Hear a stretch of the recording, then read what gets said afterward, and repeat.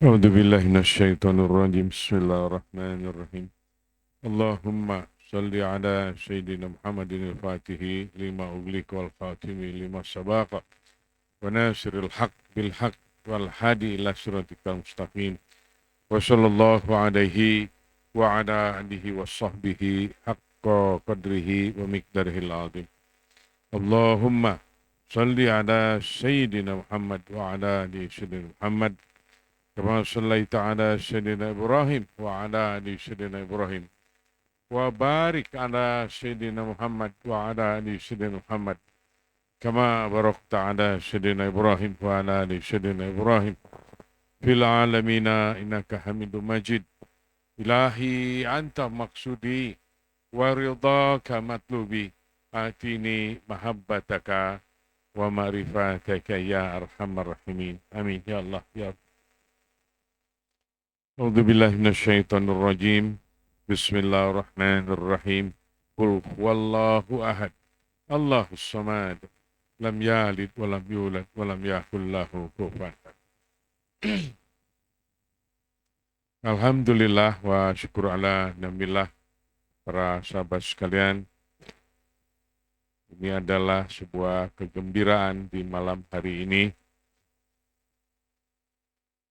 Seperti biasa, saya sering mengingat-ingatkan untuk bersyukur karena tidak seluruh orang, tidak banyak orang seperti kita di malam hari ini.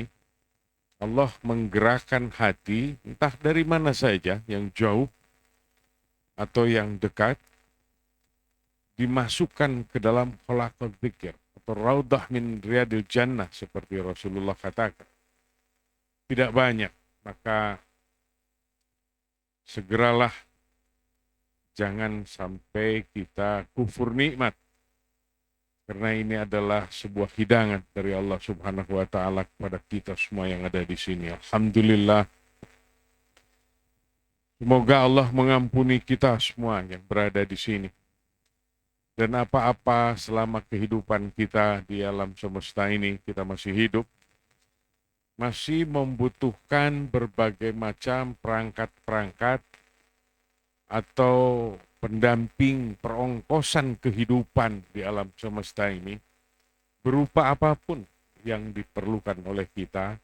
Semoga Allah menghibahkannya, memberikannya kepada kita semuanya untuk bekal dan untuk kewaspadaan kita selama di dunia, bekal kita di akhirat nanti. Semoga Allah memberikan keindahan di akhirat. A'udzubillahi minasyaitonirrajim. Bismillahirrahmanirrahim. Kita mengaji ini udah nyaris 4 bulan. Ya, sudah ada hampir 4 bulan ya. Belum habis ini. Jadi masih judulnya berkaitan dengan ghadab. Marah kita. Marah menjadi bahasa Indonesia, marah. Padahal itu sebuah kelompok an-nafs. Nafsul imarah namanya. Yang kelompok itu berupa kejahatan, kekejian, kebencian. Sesuatu yang sangat tidak pantas di dalam golongan nafsul imarah. Itulah keadaan kita, kebiasaan, dan setiap manusia yang ada di dunia yang tidak berjalan di jalan tasawuf ataupun tidak melatihnya, tidak mengamalkannya, tidak menjaganya. Itu. Jadi nafsul imarah itu akan tetap menggeliat sepanjang kehidupan.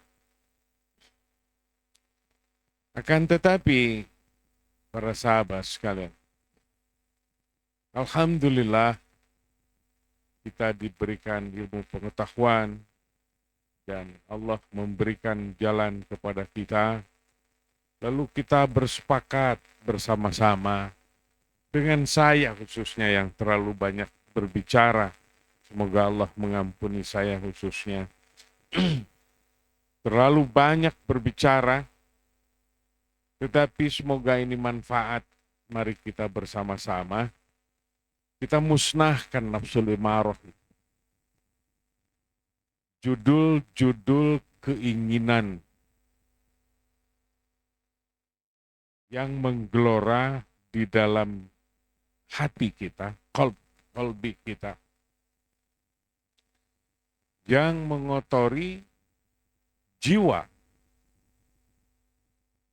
Nada jiwa kita berubah karena berbagai macam yang dilarang oleh agama, tidak dibenarkan oleh agama, zahiran wa batinan, lahiriah atau maupun batiniah, berupa cakap-cakap hati, berupa lontaran buruk sangka, perkiraan-perkiraan buruk atau apapun, itu tetap menggelora di dalam dada manusia. Inilah dia nada jiwa kita terkotori, sehingga akhlak kita, adab kita, termasuk ruh kita terkontaminasi oleh an-nafs yang ada di dalam jiwa kita. Maka turunlah agama al-Islam di dalam. Rasulullah membawa berbagai macam pelajaran. Lalu kita harus mengamalkannya dengan berpegang teguh, berpatokan di dalam ilmu syariat. Ilmu syariat itulah pemberangkatan kita yang harus kita laksanakan. Jadi kalau seperti nasihat Syekh Abdul Qadir Jilani Al-Baghdadi Quddasallahu sirruhu al-aziz. Jadi yang boleh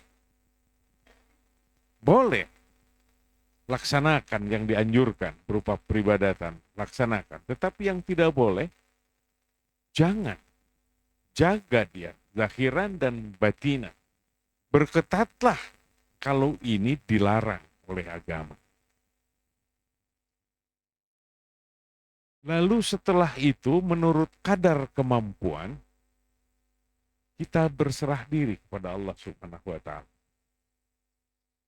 Di pengajian-pengajian yang lalu, sesungguhnya ini sudah kita mengaji tentang ini berulang-ulang, tapi saya dari sisi-sisi yang lain yang belum kita tilik atau kita telisik atau kita membacanya di dalam hati kita. Ini pun karena Allah memberikannya kepada kita. Bila tidak, kita tidak akan tahu apa-apa tentang hal-hal penanggulangan. Saya mengingat-ingatkan, seorang sahabat bertanya kepada Rasulullah dengan dua jawaban yang berbeda. Yang pertama, ya Rasulullah, mana jalan yang paling mudah dan paling cepat untuk sampai kepada Allah Subhanahu wa Ta'ala? Kata Rasulullah, zikrullah. Inilah dia yang kita terus-menerus dibuat disiplin di dalam hati kita, dawamu zikri wa dawamun ubudiyah. Jangan lepas. Agar zikir kita terus mengisi, mewarnai hati kita, menyebar ke seluruh tubuh, mewarnai nada jiwa kita agar menjadi akhlak yang indah. Maka bangkitlah sebuah rasa kecintaan atau hub. Bangkit peribadatan. Cinta kepada Allah itu jauh makomnya, makom yang tertinggi. Paling tidak mencintai peribadatan terlebih dahulu. Mencintai amal-amal yang baik terlebih dahulu. Karena banyaknya berzikir. Ini kepada satu orang. Kepada orang yang lain suatu saat.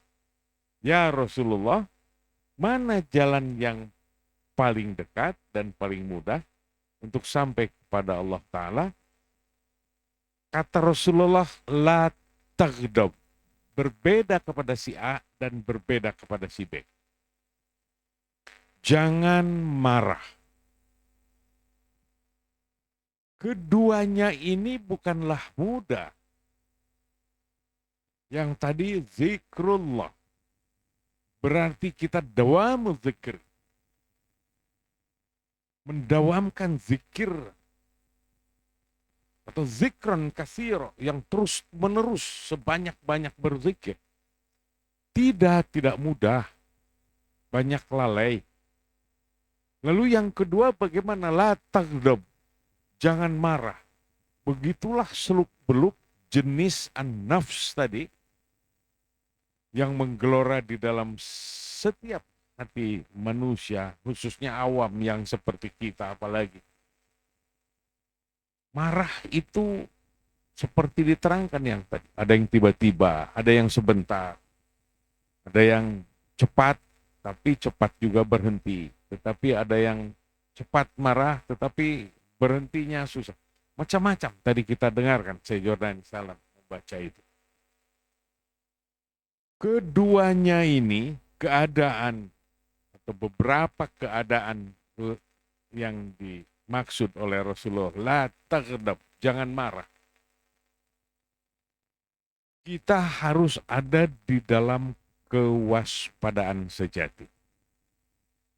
Dalam 1 hari, 2 hari, 3 hari, katakanlah kita waspada, riyadah, mengketatkan diri kita di dalam peribadatan, memperbanyak zikir kita daripada lupa. Banyak mana? Jangan 1 hari, 1 jam saja. Banyak berzikir, ingat kepada Allah Ta'ala di dalam 1 jam, atau banyak lupa. Atau kita mengisinya terus menerus. Silahkan, kita sendiri yang menjalankan yang tahu. Yang kedua, la taghdab ini. Ini tidak mudah. Bahkan, di kita banyak dokter. Lebih tua usianya, lebih cepat amarahnya bangkit. Karena perangkat yang ada di dalam kepala kita, di dalam dada kita, di dalam seluruh tubuh kita, kesehatan kita, itu daya tahannya sudah berbeda. Jenis jalan kaki saja bertambah tua sudah berbeda dengan anak-anak muda. Begitu juga rasa. Inilah dia, rasa inilah, nada jiwa inilah yang harus kita periksa, yang harus kita lindungi. Dari mana melindunginya? Dari dalam hati kita. Maka kata Rasulullah, kalau hati baik, maka baik seluruh tubuh. Kalau hati buruk, buruk seluruh tubuh. Segumpal daging, kita masih ingat terlalu sering kita mengupas tentang itu. Ketahuilah kata Rasulullah bahwa itu adalah qalbi. Berarti qalbi ini harus diisi agar baik seluruh tubuh. Dari qalbi inilah menyebar. Qalbi inilah diduduki banyak oleh syaitan. Yang syaitan itu masuk dari jawarih kita.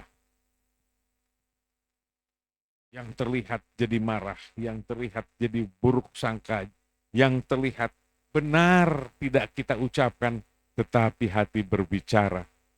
Tetapi hati berbicara menurut kadar atau tingkat atau makom seseorang. Kejahatan yang ada di dalam hati. Sebuah contoh misalnya, saya berburuk sangka kepada Syekh Jordani Salam. Jangan-jangan anu. Itu cakap hati itu banyak sekali. Karena melihat atau karena mendengar dari seseorang, dari siapa. Maka lingkaran dosa itu ada di seputar itu. Menurut cakap-cakap hati, perkiraan daya fikir kita diolah, semuanya kalau itu itu negatif, menjadi buruk, maka hati menjadi gelap. Inilah yang dimaksud dulumat ilan nur. Jauh dia dari cahaya, tergelapkan. Bagaimana nada jiwa menjadi lembut? Bagaimana jiwa kita, akhlak kita, rasa kita menjadi santun hidup di alam semesta ini? Karena tidak diisi hati kita dengan zikir. Bagaimana buruk sangka tadi kita akan berdatang sekalipun tidak diucapkan kepada orang yang kita buruk sangkai. Entah benar, entah tidak benar. Sangat jarang dan sangat tidak mungkin kita berdatang kepada orang yang kita buruk sangkai. Wahai fulan, maafkan aku tadi berburuk sangka kepadamu. Sangat jarang itu terjadi. Paling-paling diringankan. Bahasanya itu memakai bahasa kemunafikan. Ini yang paling indah bahasanya. Wah, saya pulang dulu ya. Terima kasih udah ngobrol. Maafkan saya kalau ada salah-salah. Tidak bicara itu tentang kejahatannya tadi.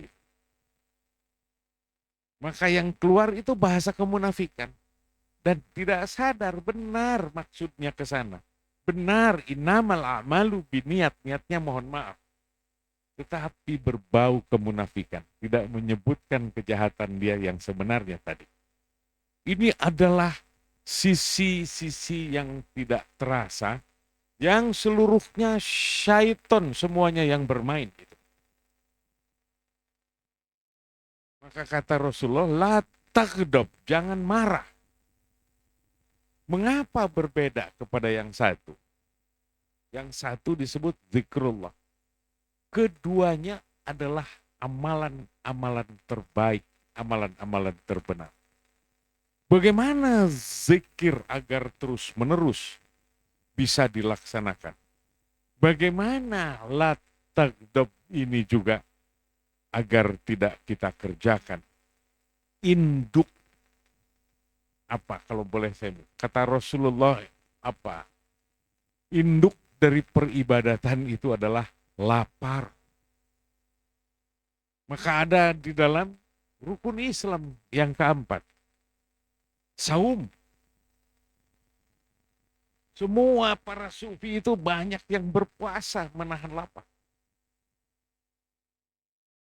Perhatikan kita waktu berpuasa.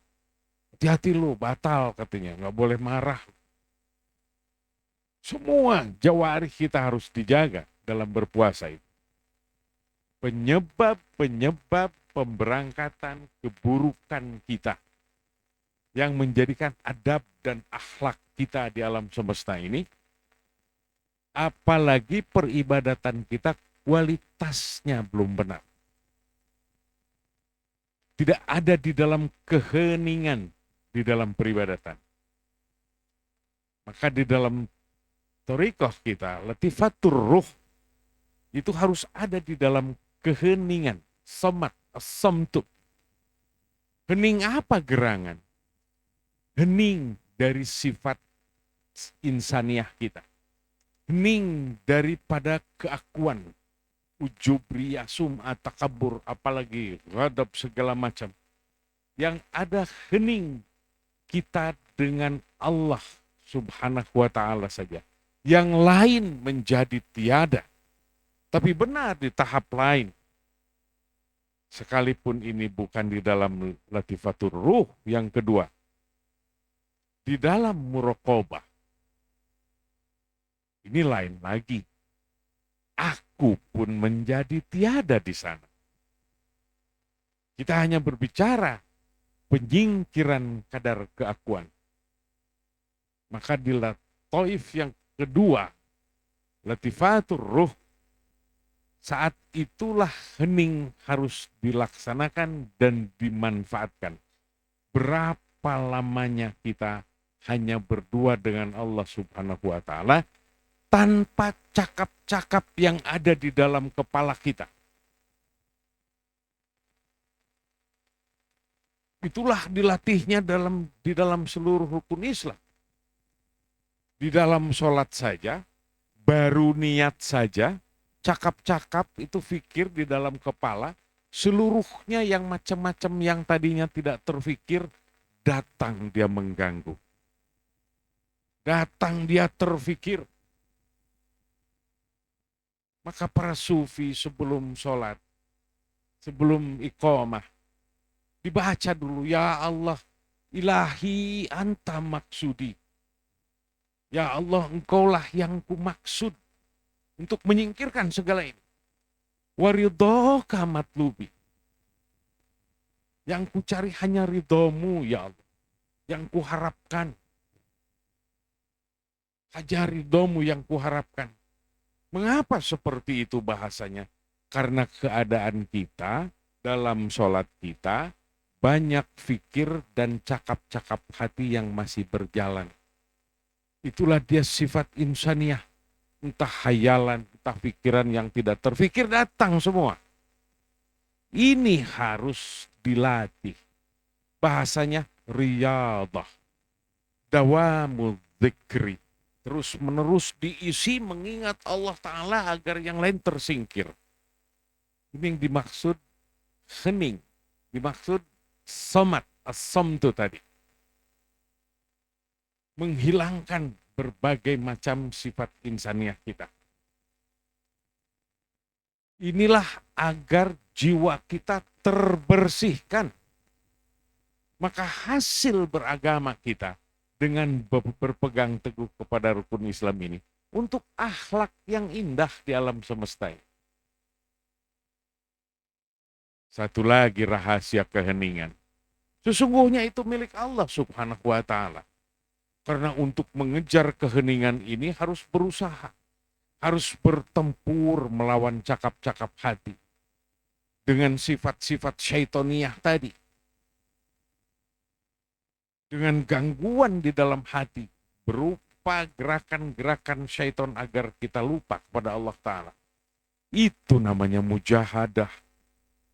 Apabila riyadah wa mujahadah tidak dikerjakan, jangan berharap manusia mendapatkan rahasia-rahasia yang dibukakan oleh Allah Subhanahu wa Ta'ala. Karena itu musyahadah. Karena ahli riyadah wa mujahadah, biasanya Allah memberikannya berupa keanehan apa saja yang tidak pernah manusia lain merasakannya, tapi para pejalan sejati dia merasakannya. Jenisnya tidak bisa kita perkirakan seperti apa. Dan itu terserah Allah Subhanahu wa Ta'ala menghibahkannya kepada para pejalan sejati. Berupa rasa. Entah itu ilmu pengetahuan, entah itu segala macam keanehan-keanehan yang manusia lain tidak mengerti, dia akan mengerti. Yang orang lain tidak tahu, dia akan tahu. Yang orang lain gelap, bagi dia sangat bercahaya dan sangat jelas. Inilah hadiah tercahayakannya ruh kita. Inilah hasil daripada riyadah wa mujahadah. Ghadab tadi adalah penghalang yang besar. Sedangkan lapar adalah jalan yang terbesar untuk mendekat kepada Allah Subhanahu wa Ta'ala. Karena di dalam al-saum, ghadab itu tidak boleh bangkit dan menggeliat. Syukur-syukur di dalam saumnya, menyepi diri, tidak terlalu banyak berbicara, berinteraksi. Karena saat kita berinteraksi dengan orang lain, keinginan hati itu ada untuk menambah-nambah, untuk menghiasi perkataan kita, agar perkataan kita lebih indah, lebih baik, dan lebih dipercaya oleh orang lain. Apa gerangan itu? Ria, ujub, karena ingin dipuji segala macam. Macam-macam keluar. Ini baru salah satu dari jawari. Maka dua keadaan tadi, zikrullah, dan la taghdab. Itu juga pintu gerbang yang harus kita kerjakan di dalam kehidupan ini. Sekalipun kita harus berjuang, tidak boleh marah sepanjang kehidupan. Oh, aku keluar marah. Maka cepat bertobat, sebanyak-banyak bertobat. Kita bisa merasakan di dalam dada. Apabila bertobatnya hanya sejenak, seolah-olah sudah bersih dengan istighfar 3 kali mungkin, sudah merasa bersih. Itu adalah kadar tingkat keimanan kita. Kalau daya sesalnya lebih panjang karena amarahnya terus teringat-ingat aku pernah marah, itulah kadar keimanan kita yang lebih tinggi. Bisa dirasakan. Maka man lam yasu' lam ya'rif. Harus dirasakan dulu. Nanti baru akan tahu rasanya seperti apa. Apabila kita bukan berjalan di jalan ini, bukan pejalan sejati, hal-hal yang seperti itu tidak akan kita rasakan. Kita hanya merasakan seolah-olah kita sudah tidak tertinggal sholat saja, merasa suci kita. Padahal sholatnya tidak membekas. Sampai kakek-kakek udah umur berpuluh tahun seperti saya, mungkin kalau tidak berubah sifat-sifat dasar yang menggelora, berarti sholatnya tidak membekas. Zikirnya tidak mengikis berbagai macam-macam penyakit yang ada di dalam hati kita. Persahabat sekalian, agar tidak terlalu banyak berbicara, semoga ini bisa dimengerti. Semoga ini kita pandai mengamalkannya, agar kita tidak jahat seperti kotornya alam semesta ini yang tempat kita tinggal. Harus kita membersihkan diri dan semoga Allah mengampuni kita atas segala kelemahan-kelemahan yang ada di dalam diri kita. Dan Allah menjadikan kita ahli mujahadah sejati, dan Allah menerima segala amal perbuatan, dan Allah menghibahkan segala macam peribadatan, semangat yang dan dijadikan kita budak sejati di hadapan Allah Subhanahu wa taala. Semoga Allah mengampuni kita semuanya. Amin ya Allah ya rabbal alamin.